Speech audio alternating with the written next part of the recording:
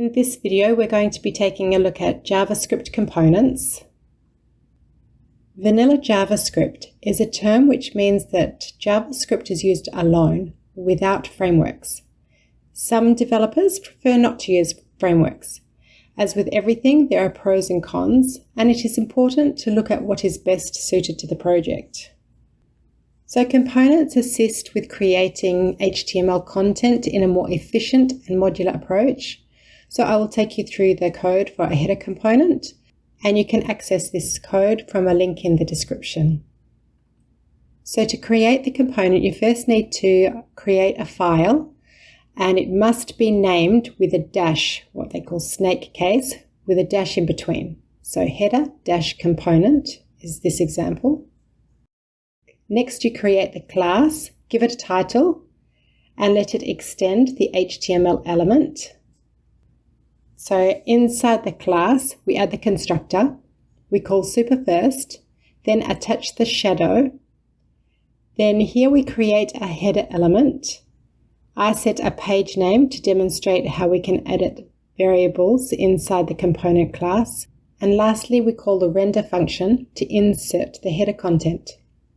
Now in the constructor, all these variables are created and the functions are run immediately. Next, in the render function, first the variable name was updated as an example. Then HTML was written.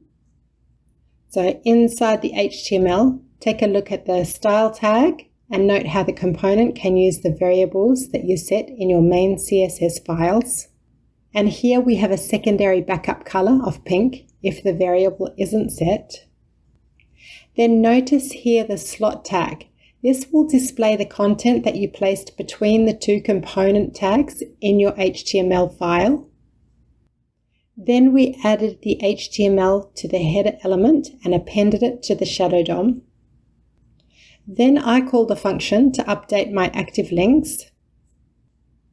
And lastly, I added an event for demonstration purposes. And you can add other functions as necessary. Now using the custom elements, define your component, and like I mentioned, you must use the snake case for the component name. And make sure your class names are the same. In your HTML file, add your JavaScript file for your component. Then add your component with the same name that you defined, using both opening tags and closing tags. And here we added content which was inserted via the slot tag before. So for this example, all the style and content are stripped so you can test how it functions. Okay, so for example, I have this reference site, and every time I want to add a new page, I have to go into the header of each document and update it. So now here we're going to just add a header via a component and swap it out in these files.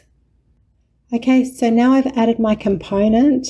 Whenever I need to update my header, I only need to update it in the component JavaScript file itself, and it will automatically update across the whole site now that I have inserted it into each of the different pages.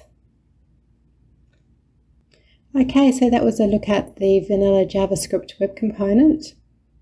Please share in the comments if you have some other great resources, and for now, enjoy using them.